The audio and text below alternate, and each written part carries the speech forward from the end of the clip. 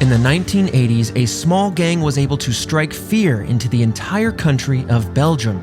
With no aversion to violence, they primarily robbed supermarkets, but a clear motive for their crimes was never found. Today we discuss the notorious Brabant Killers. This is Red Web.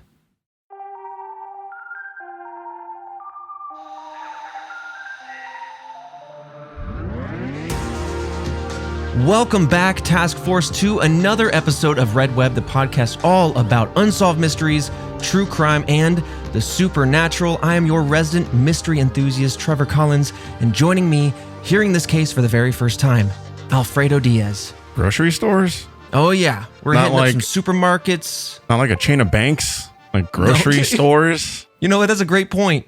We're going grocery stores, not banks. Is their grocery list? How specific is it? You know, we're stealing bags of beans and rice. This is going to last us weeks. Yes. I mean, look, a robbing spree in general is always baffling because, like, how do they get away with it so many times? A grocery store, like, I can imagine they have that much money, right? That would be worth... It's a modest amount. We'll get into kind of some of that, but I think you're asking a great question. I guess, like, if you're robbing Costco or something, you know what I mean?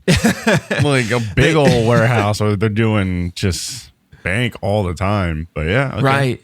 This is an interesting case, and like I said, we're going to dive into all the details, but this went over the course of 1981 through 1985, and as you kind of astutely pointed out, the supermarkets were their primary target. We're going to get into the maybe why of that, maybe in the theories a little bit, but yeah, it's a very interesting case that remains unsolved. In fact, this was just maybe a month or two as of recording this, just a month or two ago, was finally closed. Not solved, by the way, just closed after all these years.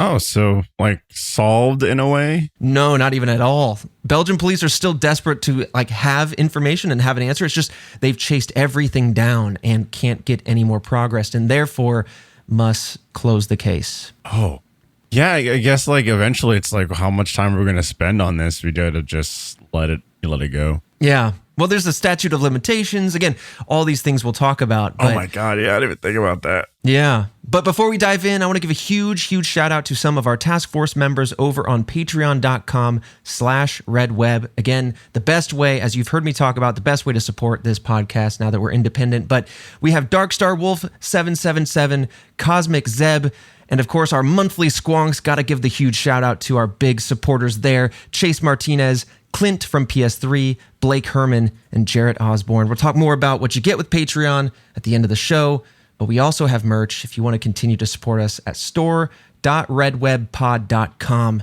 We've got some stuff under our wings now, Fredo. I feel a little bit more official, a little bit more back on our feet. Yeah, being independent is like, it's a lot of work. And so, you know, you guys have been working really hard, and now that like things are, I don't know, it's starting to feel the same. You know some normal I mean? Coming back. Some normalcy is kind of here now. Yeah, absolutely. And I know you got stuff going on your world as well. You got some gameplay action happening. Yeah. I want to give a huge shout out to that. So I get you on the whole running a business. Yeah, I feel like at the beginning of these podcasts, I now need to start introducing a business owner, Trevor Collins, and business owner, Alfredo Diaz. So dumb. You shouldn't be owning businesses. What are we doing out here? You know what? They'll just allow anybody to have a business. Yeah, anyone can get an LLC these days. Turns out. But as we dive into this case, as you guys know in the task force, it's true crime.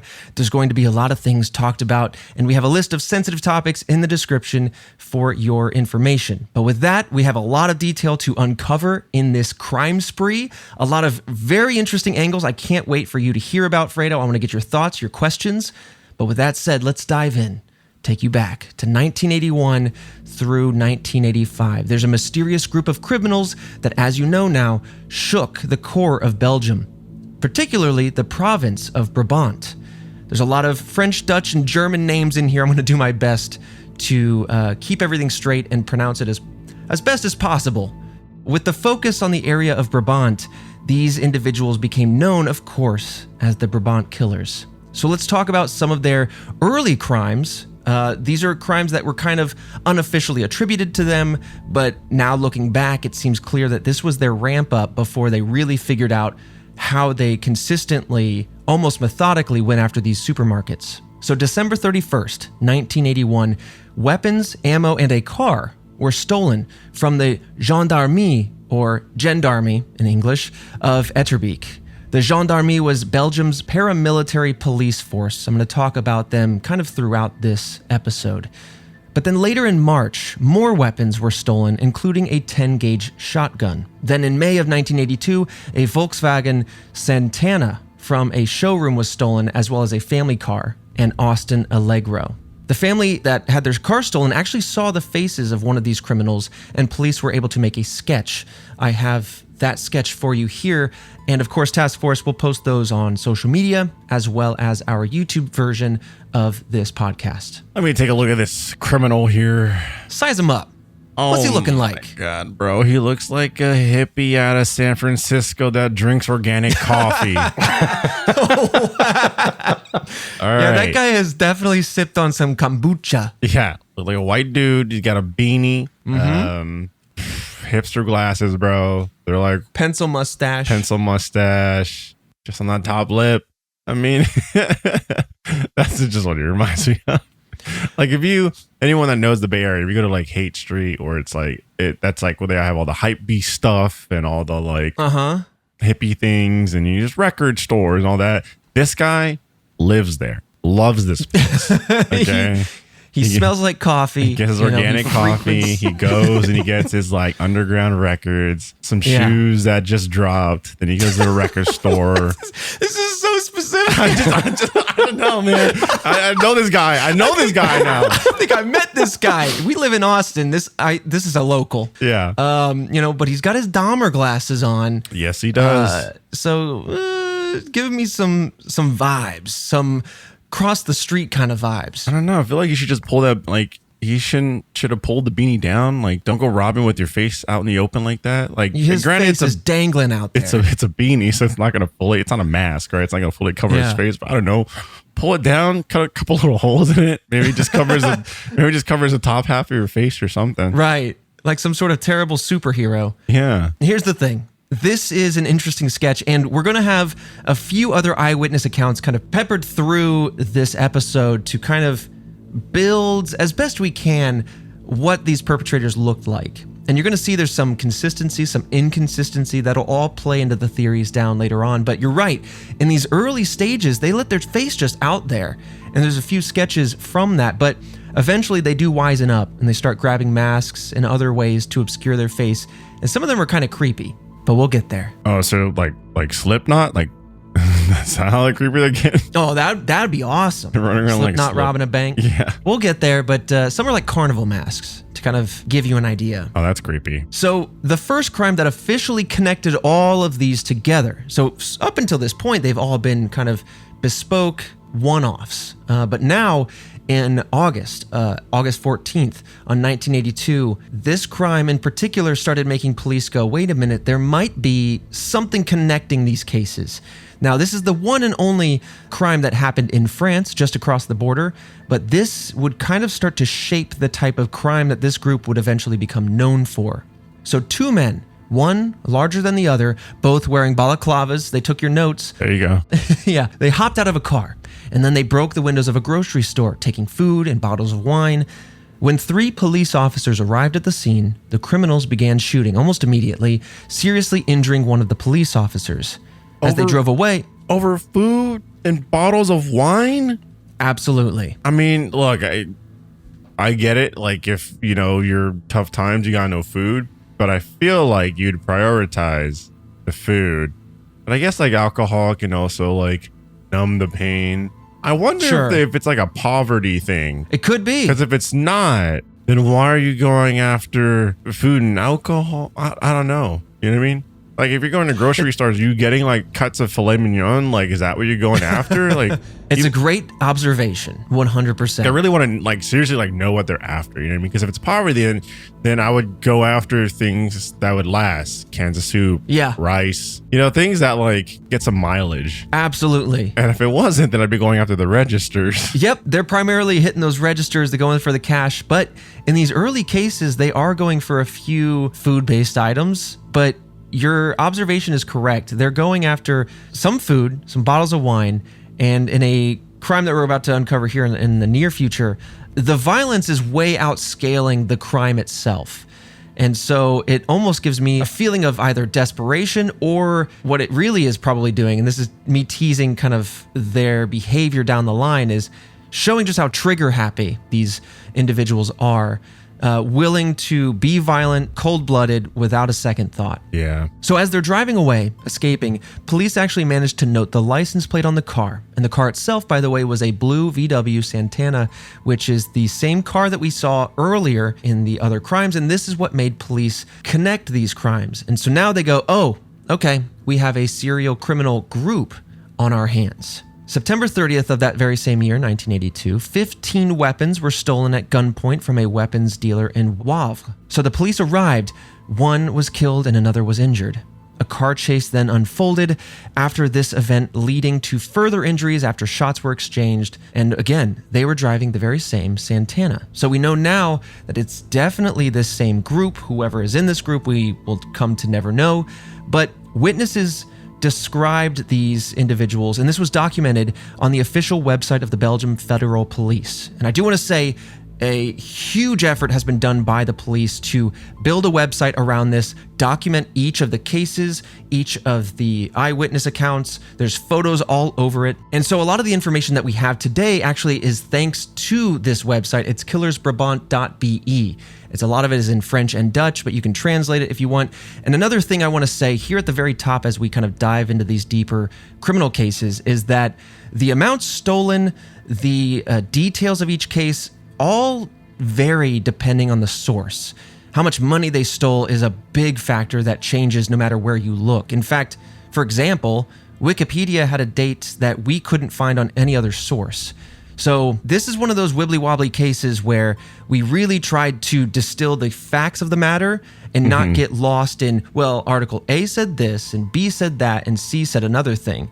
We tried to pull together as much truth as possible without getting lost in the inconsistencies. But with that said, on September 30th, these are the three perpetrators described by that federal police website. You have Perp 1 was somewhere between 5'9" and 5'11", around 35 years old, average build, brown hair, and mustache. Kind of similar to the man that we saw in the earlier case. Perp 2, also 5'9", somewhere between 30 and 35, average build, black hair, thick eyebrows, also a mustache. And we have a sketch of this individual as well, available for you, Fredo.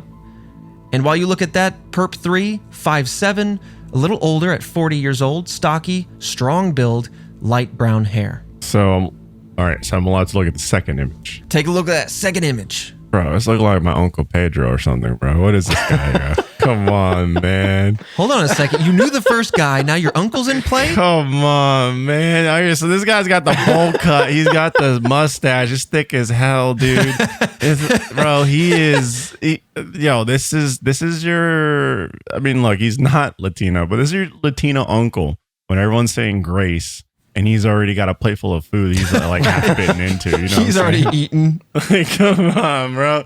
What are these sketches?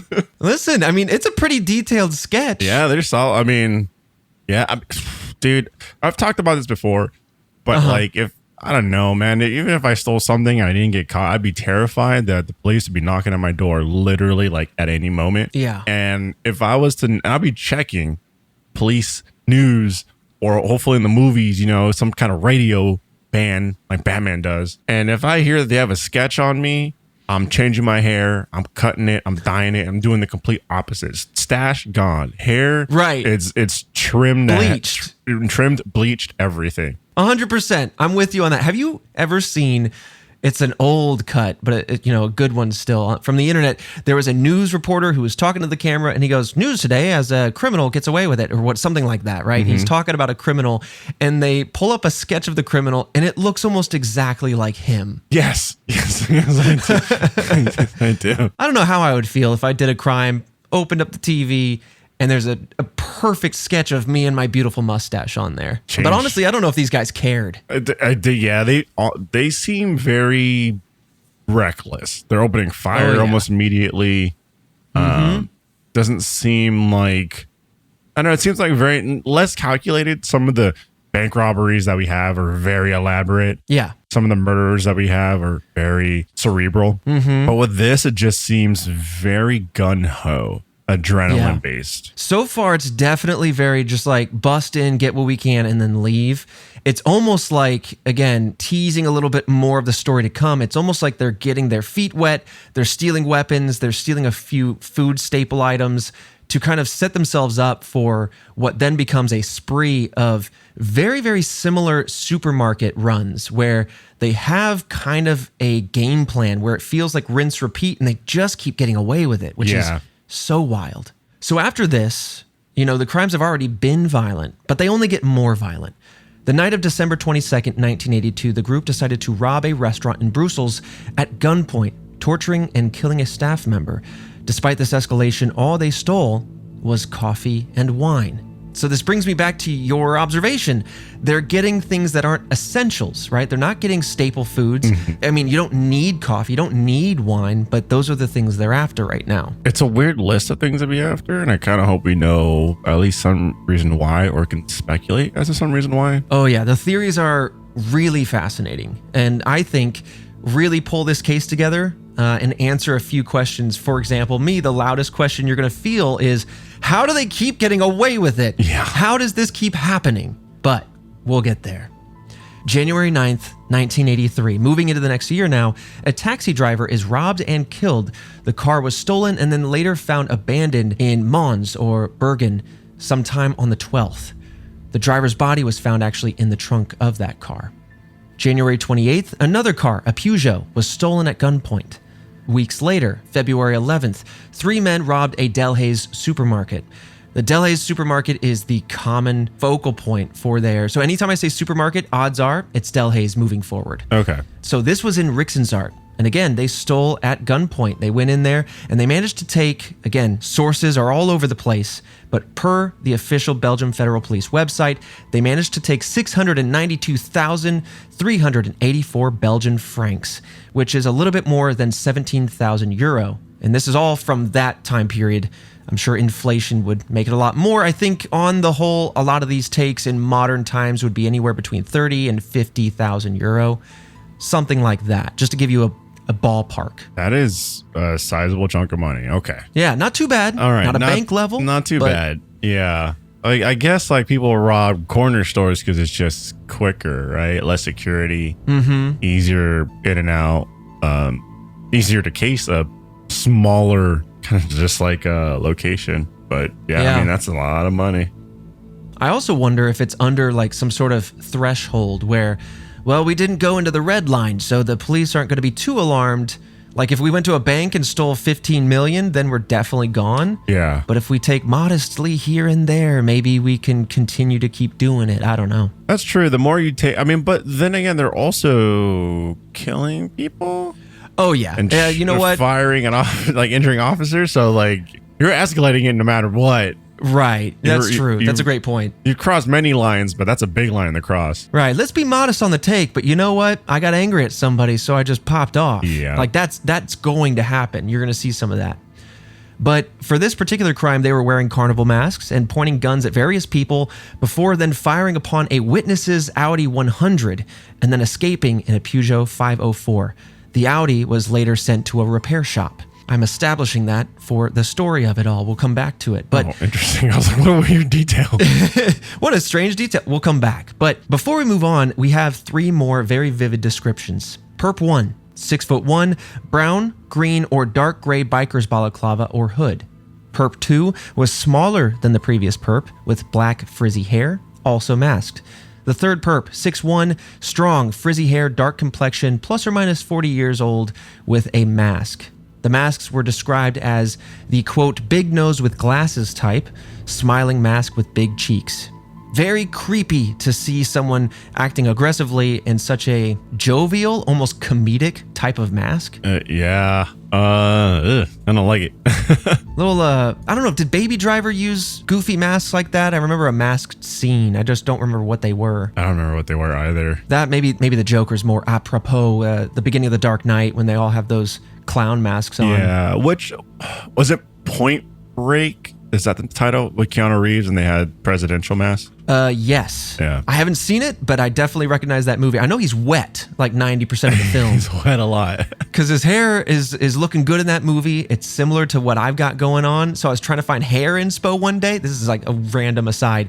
And so I'm looking at shots from Point Break and I'm like, man, are you just dry a single second? I'm trying to get a photo from my barber over here. And Baby Driver was Mike Myers masks. Got it. Like Austin Powers style. Oh, got it. Interesting. Wait, Mike Myers or Michael Myers? Mike Myers, the actor. Okay. But yes, that was February 11th. And then just 3 days later, there was a woman. While driving home on Valentine's Day night, she noticed a Peugeot 504 following her. Upon arriving home, by the way, you should never do that. If you think someone's following you, there's just a little tidbit, take 4 lefts. If they are still behind you, don't go home. Just keep driving while you call the police. That's a little factoid, because if you take 4 lefts, you're going to be right back where you were. Oh, interesting. And yeah, why would they? Okay, yeah, I see the reason why. Yeah, because then why the heck would anyone else need to go right back where they were? Yeah. So anyway, unfortunately, she did notice this car, and she was driving home, and she made it home. She parked the car, and as soon as she's beginning to get out, a man with a gun aimed at her stomach, jumped out of that car, came at her, and basically took her VW Golf, and then drove off, following the Peugeot that was following her. So thankfully, she's okay, but her car is now stolen. Jump a week or so later, on February 22nd, the group then kind of came back for the Audi 100. They re-stole that car from the repair shop at 4 a.m. They later then abandoned this car as well, with it being found on March 3rd in Ixelles, just another town. That's so, for a second, I'm just like, why did they come after the car that they had shot up earlier only to just abandon it again? Yeah. I don't remember it being in any of the other crimes. So maybe they just used it for a few days and then ditched it. They really like the car? I don't... Oh, maybe evidence. They're like, we shot this car up. We got to get this ballistics information out of the hands of repairmen. Maybe, but you'd almost think that there must be a specific reason that probably alludes to something that would get them caught, because it's just so reckless, if not. Yeah. Well, it's definitely something that I'm sure they did, because it fits so far their MO, and it was a car that they shot up. But either way, a few days later, 3 men initiated an armed robbery at yet another Delhaize supermarket, this time in Uccle. One of the perpetrators shooting a witness in the knee, and another firing several shots down multiple aisles within the supermarket. At this point, completely reckless, a lot of volatility happening, and they made out with about 600,000 Belgian francs, or give or take 15,000 euro. Once again, driving off, this time in the woman's VW Golf. It's also worth noting that at least one person at this particular crime was shot with what's called a riot gun. I believe it's a type of shotgun, and this is according to author Michel Lecon. Now on March 3rd, the very same group stole 1.18 million francs, or about 29,000 euro, from a supermarket in Halle. Other sources say less than that by a good amount, around 700,000 francs.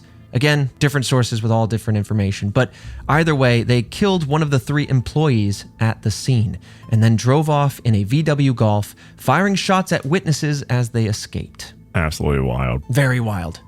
June 8th, a man entered a garage workshop through a roof and opened the door, letting in his accomplices. While waiting to be let in, one of these men shot and killed a dog in its enclosure. So outside, there was a German Shepherd sitting in its own little crate, and they just got bored, and so they decided to off the poor thing. Okay, I'm done with these people. Yep. Officially done with these. They're running around like this is GTA. Oh my God, you're totally right. Grand Theft Auto, the video game. you don't play video games, you've heard of it. It's violent. You're doing all kinds of open world stuff. You're running around. You're robbing people, shooting people, killing people for whatever reason. No reason. That's what I feel like this is. Right. Like, that's how I feel like they're treating this. Yeah, it 100% feels that way. Jump in different cars, finding different things to go do, getting their star level back down. You know, you change your outfit, boom, you're invisible. Take the heat off. Yeah. So at this garage, though, somebody sneaks in the roof. They open the door, let somebody in. The alarm's going off, and they kind of reach through the window where the servicemen would be working, and they kind of scoop up a bunch of keys for cars. Ultimately, though, they only stole one, a Saab 900 Turbo. Now, it's a few more months before they really do anything else again, but they're coming in hot. So September 10th, multiple criminals stole 7 bulletproof jackets from the textile factory that was actually making them. When doing the deed, they brutally shot the janitor multiple times in the head before then injuring his wife and walking outside to shoot at the surrounding houses of onlookers because they made such a racket. Everyone was looking out their windows going, what is going on? So they walk out with these 7 bulletproof jackets and they just start firing at the houses, getting people to stop looking at them. Thankfully, no one else was hurt. But from this crime, we do have a few more sketches of these 3 individuals. I've got that image for you here. There we go again. 2 of them have the exact same mouth, I just realized. Yeah, they do. What the? I think it's like kind of a composite, you know? 2 of them look like brothers. Together. They just kind of stretch the head of one of them. Like a heart shape and a round shape head. Yeah, to be completely honest. These guys look older than I thought they... All these guys, except for the first guy, look older than I thought they would be. Because the way that they sound young and reckless. You know what I mean? Right. Not like, I don't know. Not like people in their 40s and 50s reckless. Right. It is interesting because a lot of the descriptions I've seen place them in their mid to late 30s, maybe into their 40s. So, you know, it could be an error of the sketch or the eyewitnesses being kind of far away. It could be that maybe these guys are aging hard, the life of a criminal. But I'm curious what you think looking at the 2 perps we had before and then the 3 we have now. Are you seeing any similarities between them? Are they all kind of different? What's your take so far? I mean, I can't pin down similarities. Maybe that's why I'm not a detective.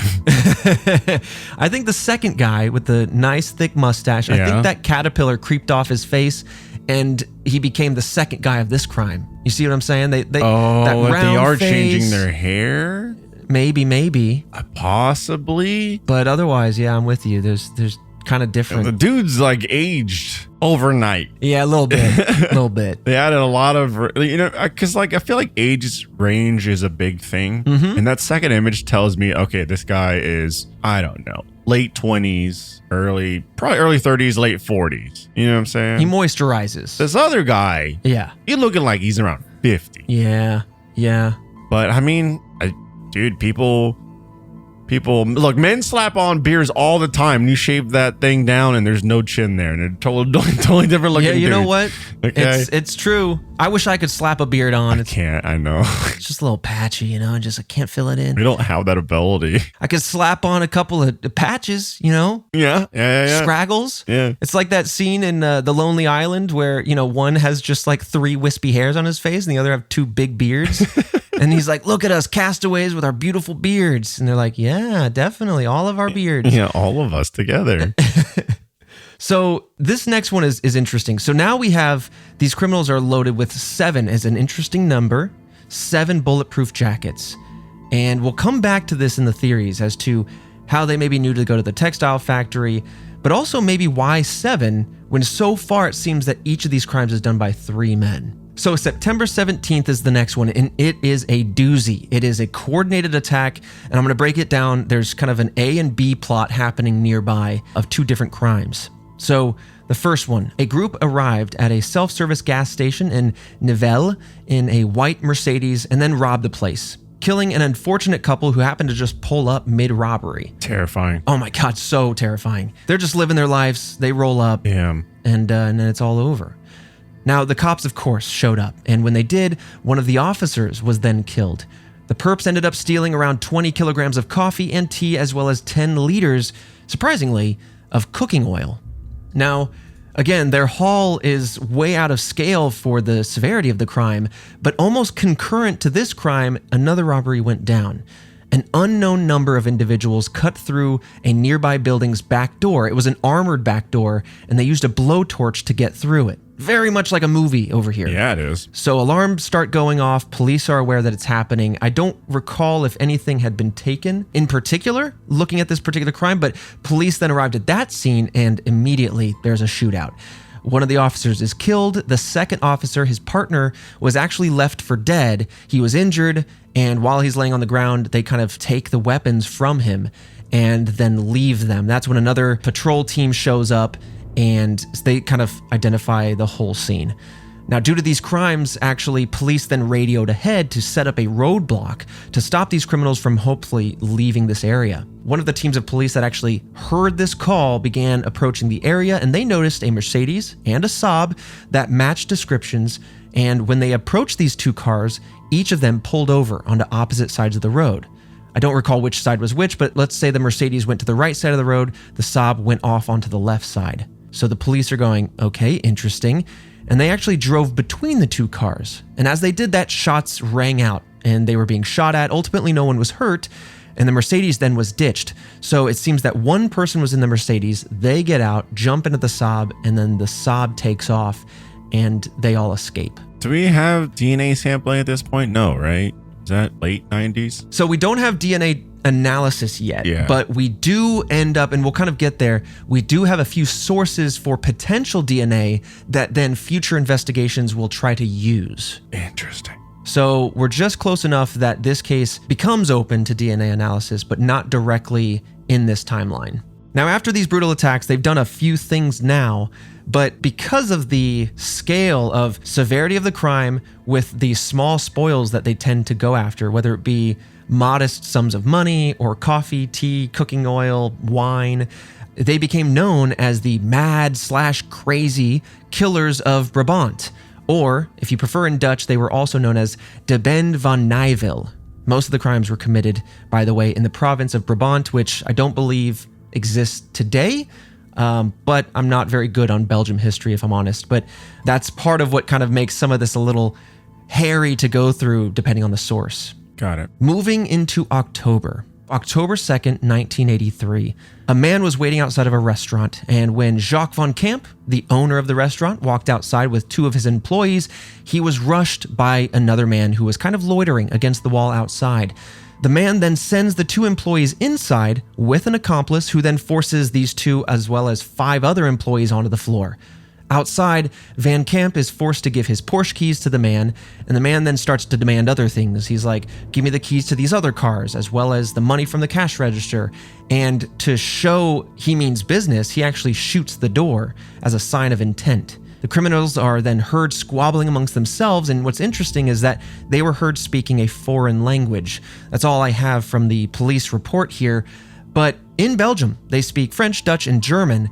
And so if they're heard speaking a foreign language, that's interesting because there's a lot of languages in Europe, but it does kind of help us perhaps narrow things down as far as where they might be from or what theories might come to pass. Especially if you have a group of people, 100%. all with a different language, you know? Yeah, absolutely. This episode of Red Web is sponsored by Shopify. Are you selling a little bit of cacao or a little bit of cha-ching? How about if you're trying to do a little bit of cacao? Shopify helps you sell nearly anything, no matter what you're selling. Shopify is the global commerce platform that helps you sell at every stage of your business. Whether you're at that early launch your online shop stage, or you're in the middle and you're at that first real life store stage, all the way to the did we just hit 1 million ordered stage. Shopify helps you scale, and they're there to help you grow. Whether you're selling scented soap, offering outdoor outfits, Shopify helps you sell everywhere. From their all-in-one e-commerce platform to their in-person POS system, whatever and wherever you're selling, Shopify has you covered. Shopify helps you turn browsers into buyers with the internet's best converting checkout, 36% better on average compared to other leading commerce platforms. And you can sell more with less effort thanks to Shopify Magic, your AI-powered all-star. I really enjoy Shopify and just how powerful their website is, how low their fees are, and how accessible they make e-commerce merch store. For example, our old store was completely powered by Shopify, if you remember how that one was, and it was super easy to browse, super easy to put up, and I really enjoyed it. So if you're looking to sell anything online, I mean it, Shopify is a great place to start. And you wouldn't be alone if you're considering Shopify because they power 10% of all e-commerce in the United States. That is a lot. Of all e-commerce, 10%. And Shopify is the global force behind brands like Allbirds, Rothy's, Brooklinen, and millions of other entrepreneurs of every size across 175 countries. Plus, Shopify's award-winning help is there to support your success at every step of the way because businesses that grow with Shopify. Sign up with our $1 per month trial period at shopify.com/redweb, all lowercase. Again, $1 per month to start selling your products online and support this show. You can go to shopify.com/redweb to get that going now and grow your business no matter what stage you're in. Again, that's shopify.com/redweb, all lowercase. Cha-ching! Now, the rest of this comes from the eyewitnesses, the employees that are laying on the ground. They hear gunshots outside, they hear a car start up, and they hear it speed off into the night. Eventually, we know that this was a red Golf GTI that was stolen and what they escaped in. When the employees felt safe enough, they got up, went outside, and they discovered Van Camp was dead of a gunshot in the parking lot. A few days later, on October 7th, the trio arrived at yet another Delhaize, this time in Beersel, in a black VW Golf. So anytime I say VW Golf, by the way, odds are it's one you've heard of, but the odds are equal that they stole just a different one somewhere else. They keep changing cars, but they take a man hostage. This is the shape and format of essentially all the crimes moving forward. They hop out of the car, somebody grabs a man, takes them hostage, holds a gun to his neck in this case, and then they walk into the store. The manager approaches them and immediately he is shot. Like as soon as they see him and they see that he's approaching, he is shot, and the man with the hostage then forces a cashier to empty the registers while the other two go to the back offices where the money is kept, the safe is, etc. So we got a guy up front cleaning out the cash registers while they go do that. And then after they're done, they head back to their car, keeping the hostage all the way up until the very last possible second where they ditch him, kind of push him back into the parking lot, and then they leave. In this case, they drove away with 1.2 million francs, or about 30,000 euro. They're not coy. It's anyone and everything in their path. They like pull into it like a gravity ball. Absolutely. 100%. This is a scorched earth policy with literally no remorse. And it only gets colder from here. It's just like they enable themselves. It's like this slippery slope.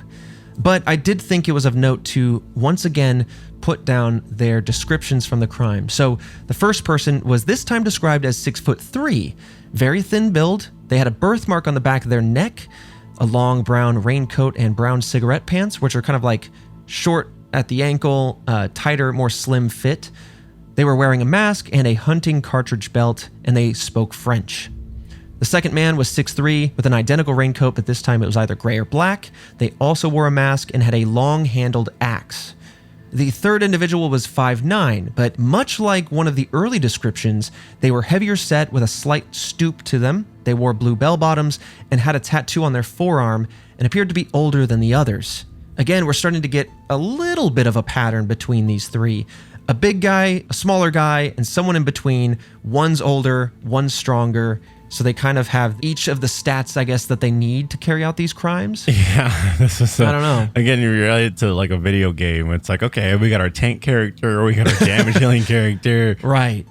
How many people do they know that are willing to like go on these not just robberies, but like violent, brutal assault robberies? That is a very good question. That is a question that we're going to attempt to speak to in one of the theories, because at this point, you know, we have a lot of different identification. Of course, it might be hard to identify 6'3" versus 6'1" versus 5'9" from afar. Yeah. But we have different sketches. We have 7 bulletproof vests. We have this, we have that. Now, of course, if a bulletproof vest is shot and used, odds are you don't want to keep using it, because I think there's a structural element there that they could fail, that they're not as safe. You know what I mean? Mm-hmm. So it could be redundancy, but there is an angle here that I think you're asking towards, which is, are there more than just these three? I think yes. Who, why, how do they recruit? All very good questions. December 3rd of that same year, 3 men arrive in a black VW Golf at the home/jewelry store of an Anderlew couple. So this one is pretty wild. So as soon as they arrive, gunshots are heard immediately. Now they live here. Upstairs of their shop is where they live, and they have 2 daughters, both of which hear these gunshots. One kind of creeps downstairs to see what's going on. I'll leave her vivid description of what she sees going down, but she at least hears one of the criminals yelling, "Shoot, shoot." She runs back upstairs. In the aftermath, both sisters come down to discover their parents dead downstairs. The security camera's destroyed and the criminals gone. They made away and stole about 140,000 francs worth of watches and jewelry, which would equate to, at the time, only about 3,500 euro. Now, this is where things are interesting. And again, well, I can't wait to dive into perhaps why in the theories, but for all of 1984, the Brabant Killers seemed to pause their criminal activity.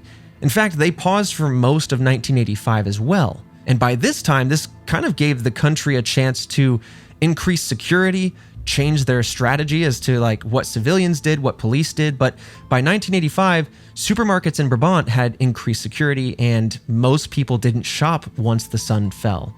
This group didn't really show up again until late September 27th of 1985. This time they returned, taking a hostage before entering the supermarket. This time it was a child.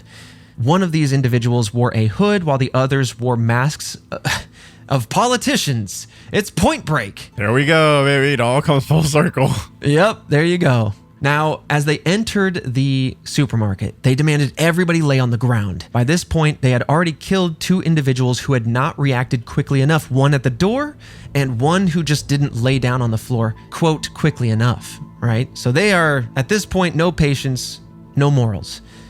Also of note is the fact that they were wielding pump-action rifles and a submachine gun. A lot of the other ones were handguns that they had stolen earlier, but those 15 weapons that they stole earlier included, like I said, a shotgun, some rifles, 2 submachine guns, and a lot of handguns.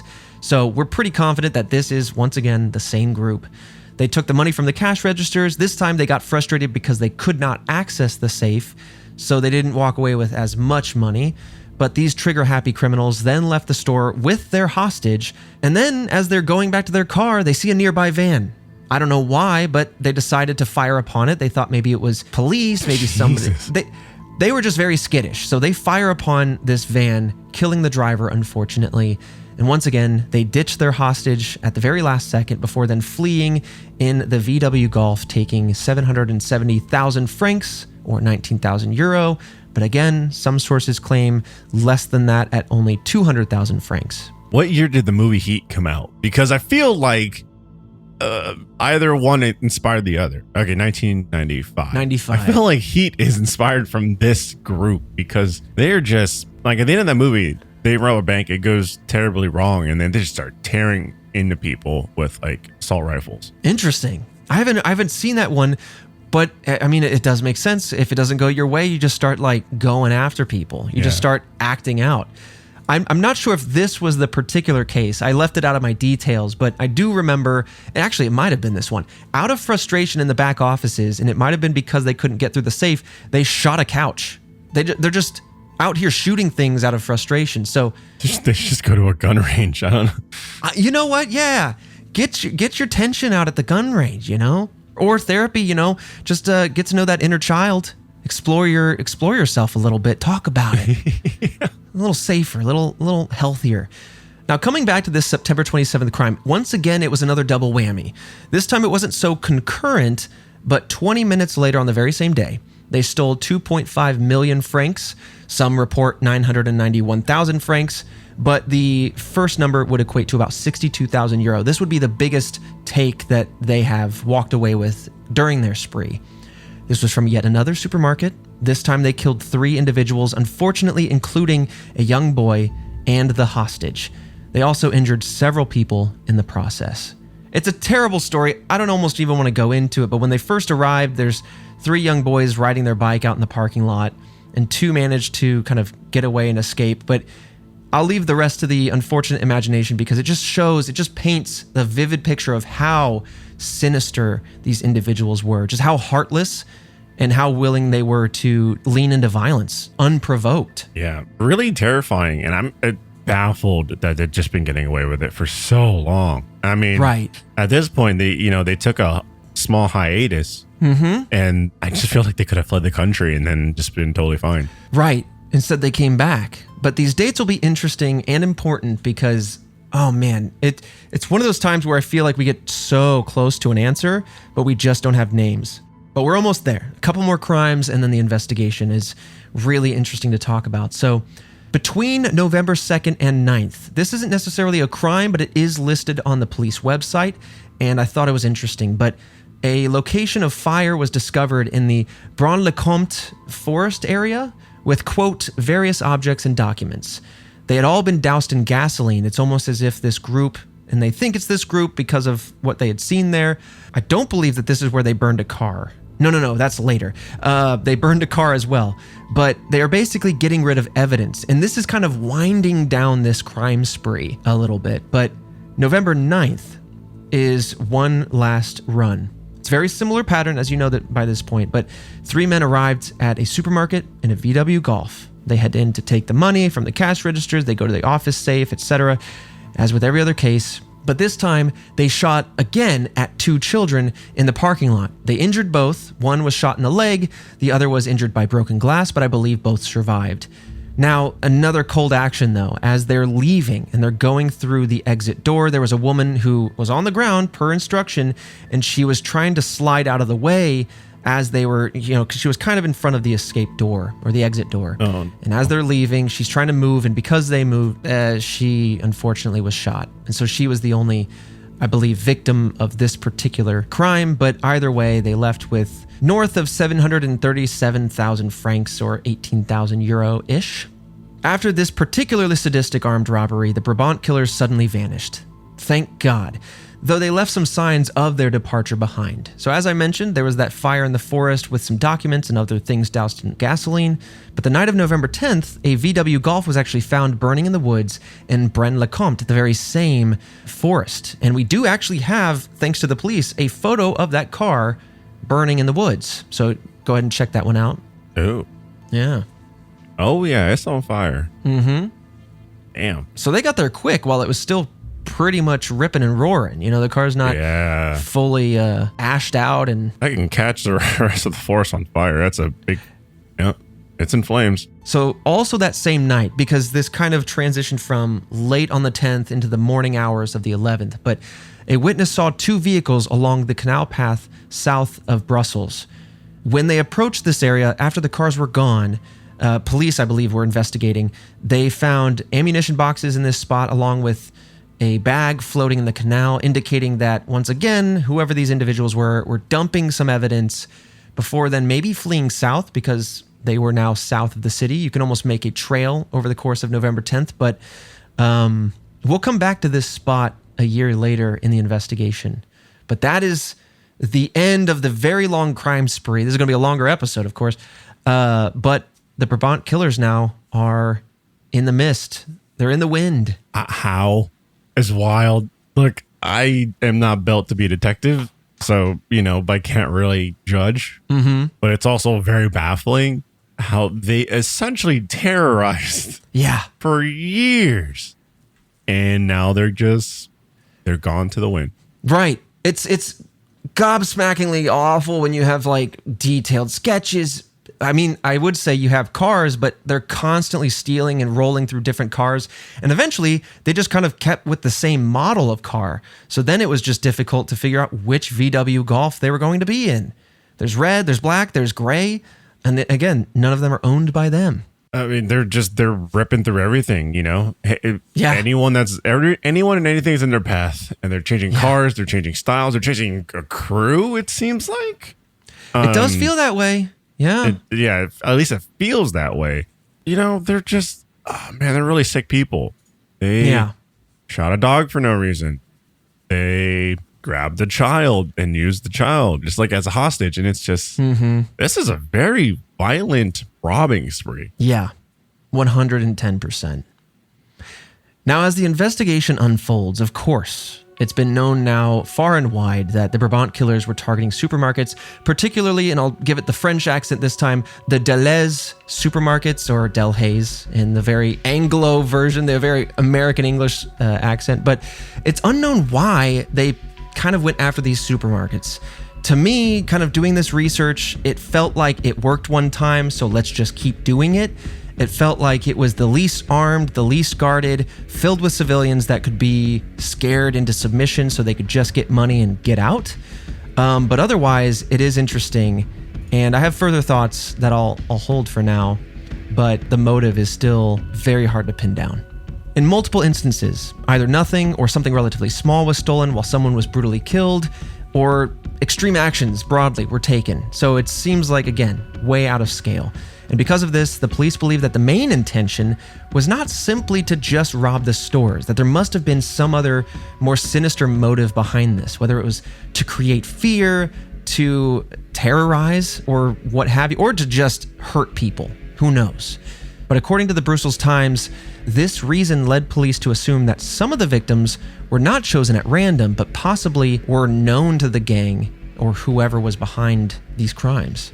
They appeared to enjoy violence. They appeared to shoot without hesitation, oftentimes in cold blood, and they seemed to wait for cops to arrive before they inevitably got away. They would never run before the police got there. It's like they wanted to have a shootout. They wanted to create as much chaos and violence as possible. I didn't even think about that. I mean, I guess like I always thought that the cops had a super quick response time, which they probably did. But I didn't think about like them being like, yeah, I'll wait till they get here. I don't know how do you drive away from cops? I don't know. How are they not just a ton swarming you? Was there not a helicopter? Like, how do you? This truly is Grand Theft Auto. It really does feel that way. They just hit under a bridge and the heat wore off. Yeah, they went into a garage, had the spray paint, new color on the car, and period, done. That was that.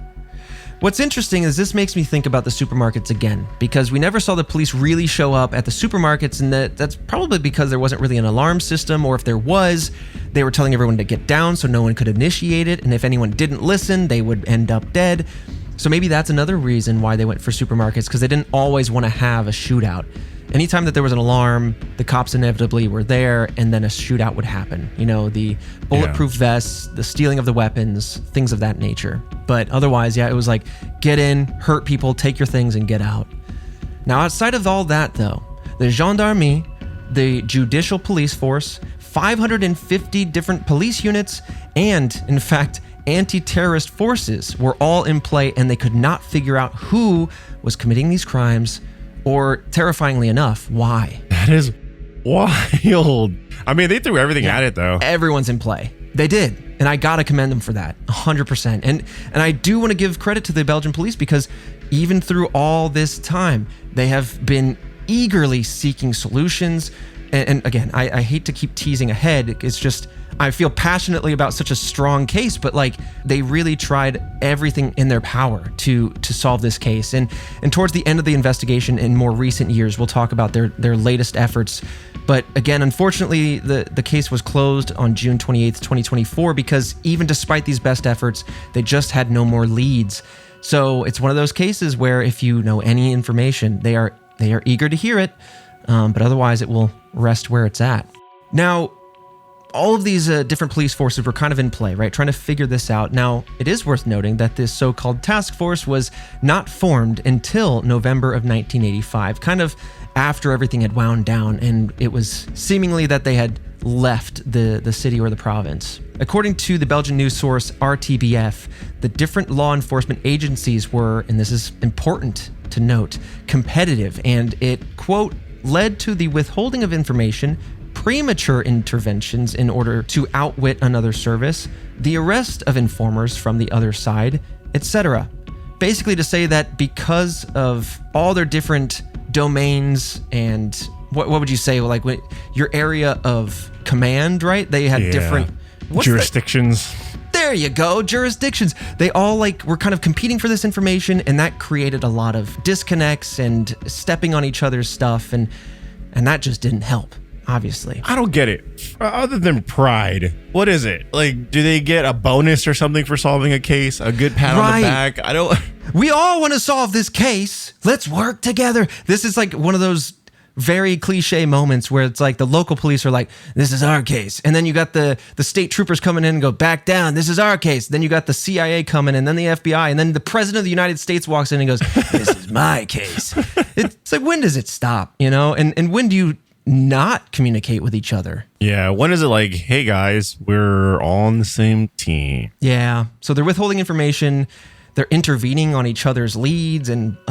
But witnesses and investigators, importantly, were able to identify 3 common participants, or kind of the core members of whatever this group was. The 3 were known colloquially as the Giant, the Killer, and the Old Man. So kind of in your video game terms, yeah, you got the tank, the DPS, yeah, and then the wild card. I don't know.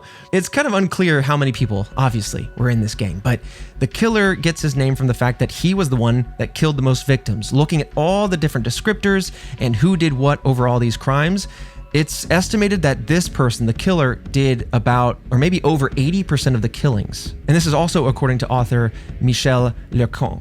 As far as the Giant, he gets his name from his intimidating size, about 2 meters tall or about 6'5", 6'6". Again, we're kind of all over the map on heights. And then you have the Old Man, which is definitely in place, somebody that looks older than the other 2, but this person was often the getaway driver. Now, coming back to the canal, this is almost exactly a year later on November 6, 1986, a plethora of items related to the case were found dumped in that very same area, the Brussels-Charleroi Canal. Items included TV remotes, a black coat with cut-off sleeves, ammunition bags, guns, ammunition, a small suitcase, and a bulletproof vest. This is the same canal that we talked about on November 10th of the previous year, where somebody saw 2 cars and a few things were scattered on the ground. The INCC, the National Institute of Criminalistics and Criminology, reported that due to their condition, this is mind-blowing, these items could not have been there for very long. They could only have been in the water between 1 and 2 months before their discovery. Some even report that they would have had to be only days old, because if things are in the water for a while, they start to decay and rust and things. Yeah. So this is very interesting. It feels like either somebody came back to ditch more evidence in the very same spot, or maybe somebody came back and planted evidence, and that we have somebody in the official forces as an inside man. We'll talk about that. Oh, yeah, that did cross my mind. I go, yeah. Is there some kind of inside job here with how violent yet efficient they are? Because they usually don't mix. But I went, no, that's crazy. It's just me doing this podcast for years getting to me. Right. Well, I mean, here's the thing. Remember when they elevated security at all these supermarkets and people stopped going after dark?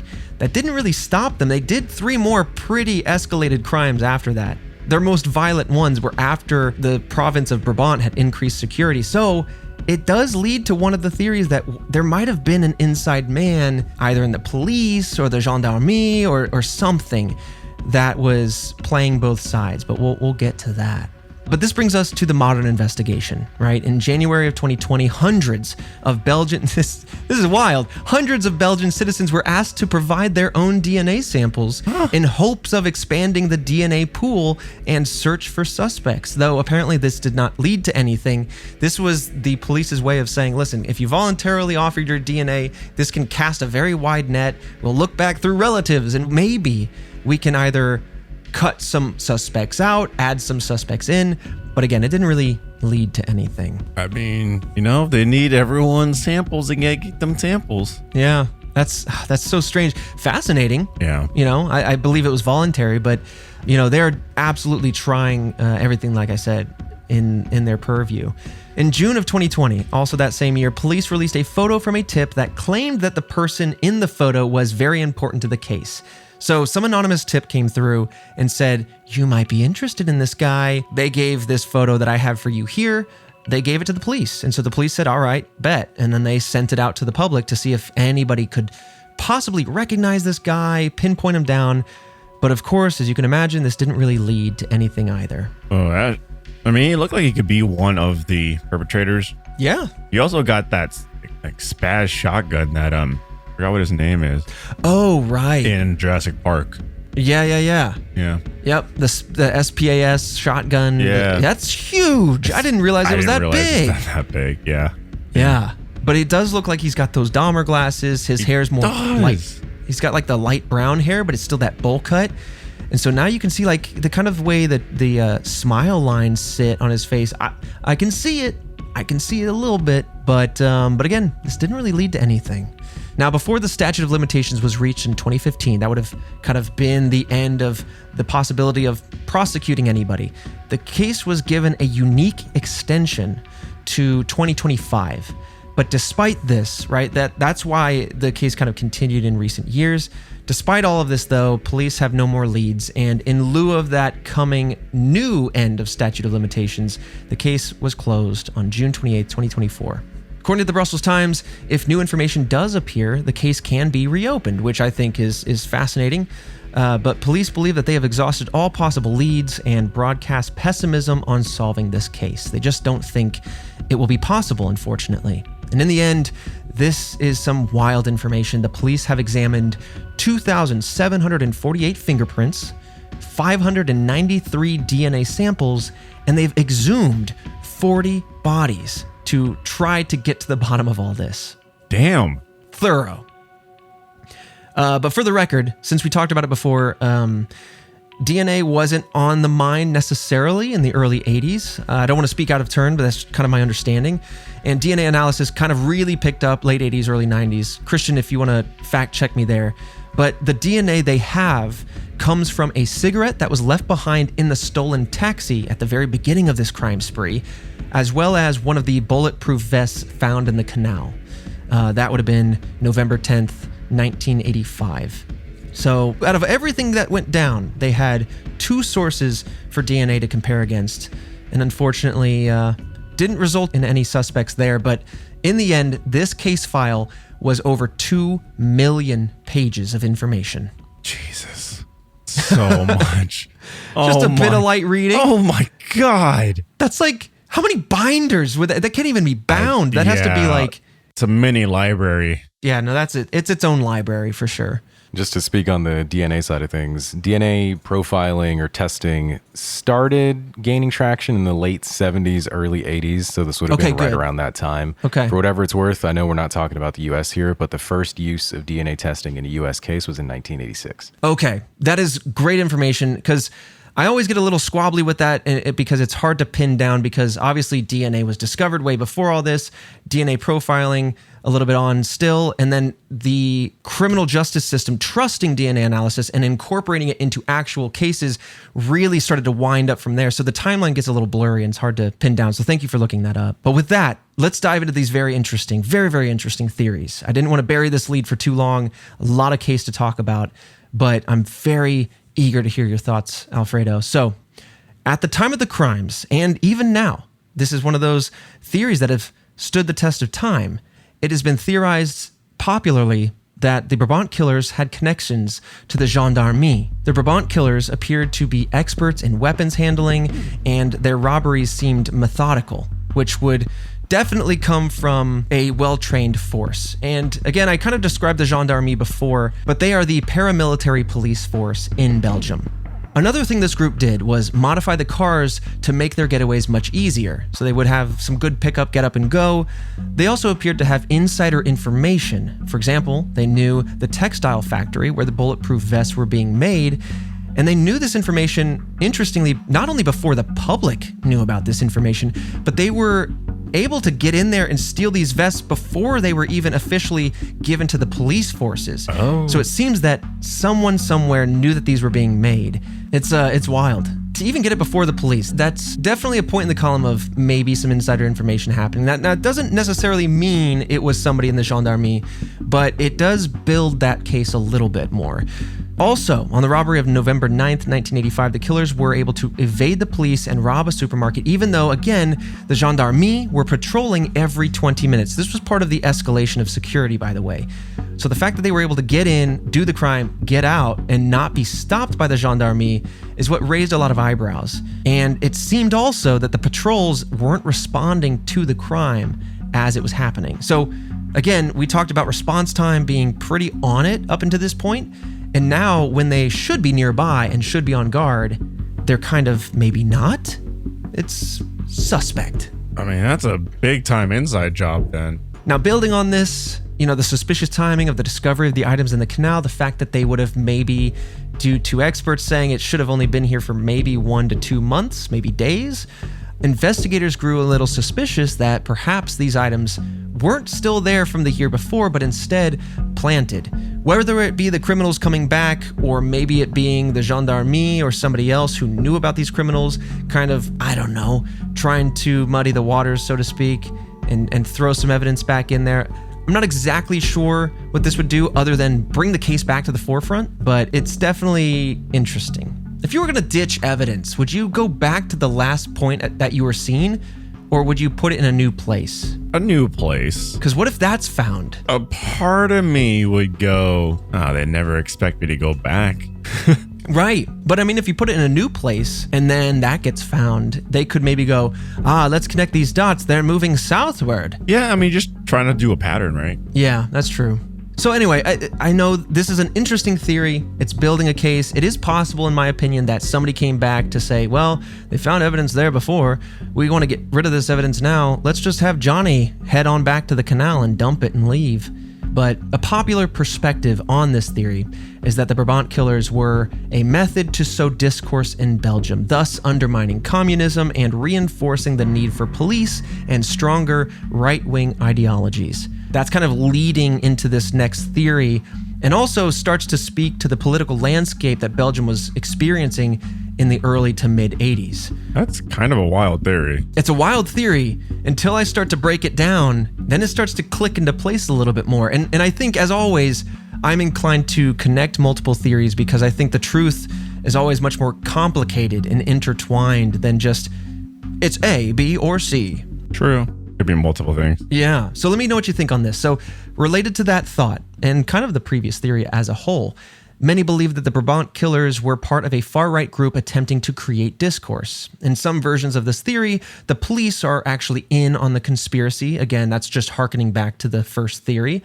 But in particular, the militia group known as the Westland New Post was suspected to be at the core of these crimes. This extreme right-wing group was concerned with the Christian right's loss of power in Belgium and wanted a police state. This is a fact. This is a group that existed, and they were founded in March of 1981 and subsequently disbanded in 1983. So they kind of start around a similar time frame. This group starts in March, the crimes start in December, and this kind of, I don't know, it's an interesting coinciding here. The group's leader, Paul Latinus, reportedly gave orders to stake out supermarkets in particular. It's reported, but it does line up with this group. Interestingly, and as a last thought, Latinus died in 1984, and this is the same year that the Brabant Killers paused their crimes. The correlation on the timeline, the correlation of motivation kind of line up to say, well, maybe they took the year off because they were like, well, the Westland New Post is disbanded. Hey, heck it, let's just go back in 1985, do more crimes, and then get out. Yeah, I mean, like, if we're taking the route of this group, then I can see it being calculated chaos then. Mm-hmm. Yeah, I don't know. Yeah. I mean, so they're basically they did know how to use rifles. They, had access to specific arsenals, and yeah, I could see how it was less like a ragtag group of people just running off of adrenaline and more of a organized militia. Right. To a lot of people that are theorizing about the first angle, this is why they were able to get away, never be found, because there was some sort of political conspiracy in play that an inside job was happening, they were known about, and so that's why the gendarmerie and the police and all of these other forces were kind of conflicting with one another because one of these groups might have been muddying the water. The second angle that kind of overlaps is to say, let's get these guys out there, sow violence and discourse to get people going, well, let's just become a police state so we can have authority and knock these crimes back out. It's a similar story that we've seen in other countries over the course of many centuries is, well, maybe to seize power, we need to sow chaos so then we can come in and resolve it. That's kind of the second theory. What's interesting is that it does line up with a very specific group on the very same few years. That's kind of the angle on those two theories. But the last theory comes from the investigators themselves. They were led to believe that the Brabant Killers may have been connected to organized crime, especially since weapons were traded for drugs at this time. They also noted that some of the victims were active in the Belgian nightlife, so to speak. So again, this kind of harkens back to investigators thinking maybe some of these victims weren't necessarily random, but instead were known to this group, and maybe this is the angle. Maybe there was something going on behind the scenes in organized crime that made them become targets. What? Yeah, guns being traded for drugs, some of these victims being known in the nightlife. It's interesting. This has turned, like, the theories make it more elaborate than I thought it would be. Right. And that's why I wanted to give as much detail as possible on a lot of the cases, because it's easy to kind of gloss over it. Like, December this, a few people killed, some money taken. Like, the devil's in the details. And so I feel like it's worth painting a very vivid image. So when we get to these theories, we have as much information as possible, because otherwise these theories would be like, oh, that's wild. Anyway, right? Like, I wanted to try to be grounded in something, but you're right. It does make it a lot more compelling. I was expecting going into the research that it would be like, oh, we suspect Bobby and his couple of boys for doing these ne'er-do things. But each of these theories, as much as they make sense, are also much more deeply ingrained in the political culture or the kind of authority structure in place, or just crime, just organized crime. Just straight up crime. They got their fingers in all these pies, but so to speak, it might be that this organized crime group was extorting Delhaize in particular to get their money, and maybe that's why they went after this specific supermarket as opposed to randomly throughout the city, because it might have been some sort of beef behind the scenes. Investigators actually singled out, we have two names. I'm grateful we're walking away with at least a few suspects, but investigators singled out two known criminals in particular. You have Madani Buhush and Patrick Hamers. So Hamers resembled the description of the giant, and his gang had violently robbed, quote, cash transports, according to the Brussels Times, and even abducted the prime minister at the time. So he has done some stuff. Got a list, a rap sheet. He's got a resume on him. Absolutely. And Buhush was a former gendarme with connections to the far right. So maybe this is why the first two theories kind of work a little bit. He was suspected to be involved in many violent crimes and stealing of weapons. And so, again, his rap sheet also kind of makes sense for what's been going on. Buhush was also arrested for murder of a weapons dealer who worried that his weapons were being used in the Brabant killings. So basically, he's doing deeds with this guy, buying weapons, trading drugs for them, whatever. And then that guy starts going, hey man, I've been noticing my weapons are being used for these crimes. You're not connected. Bang, and he's off, right? Yeah. He ended that. So it's possible that Buhush is at least tangentially in play, if not directly. Now, one last thing, very, very specific. This is why you don't want to have an MO as a criminal, right? Like the wet bandits from Home Alone. No. Among the items recovered in the canal, as you remember, were multiple television remotes, which feels very random. But Buhush himself was known to use TV remotes for his explosives. I don't know if he would kind of like hide them in there or use those circuit boards in order to make the explosives, but either way, it was definitely part of his kit. Like a calling card. Or just, more so just tech he's used to using, familiar with. Yeah, could be. But it's pretty damning to be like, I'm the TV remotes guy. Well, that's interesting. At the final scene of the crime, we noticed about 15 TV remotes. Yep. Couldn't be me. I don't have a TV. But either way, they were not able to gain any concrete evidence of these connections or connections to organized crime broadly. So as you know, the case remains unsolved and closed today. Yeah. So a lot of interesting angles, a lot of interesting theories that do connect some dots but leave some other things unanswered. I'm just blown away that so many violent crimes can happen and then the group just waltzes away. I'm just always shocked when that can happen. Same. And I think the thing is, like, now I'm kind of thinking maybe there was some inside connections here just because of how wild it was and how they're just able to do it so freely. Yeah. Golly, man, these are some ballsy individuals either way. And whether that's because they knew stuff that they shouldn't have from inside information, or they just happen to have a lucky crime spree where they themselves never got hurt, or because one of them goes down at the scene, you now have their identity and you can really start to unravel some threads. But yeah, it is It's interesting. And these theories and conspiracies that attempt to resolve it are also fascinating. But I guess we will forever not know the answer because police themselves are not super sure if we ever will as well. But I don't know. You answer this for me, Task Force. Does that play into the conspiracy? Does that play into the insider information? Or is it simply because we just don't have enough to go off of anymore? I don't know. We do have, was it millions of pages? 2 million pages in the case file. Golly. Yeah.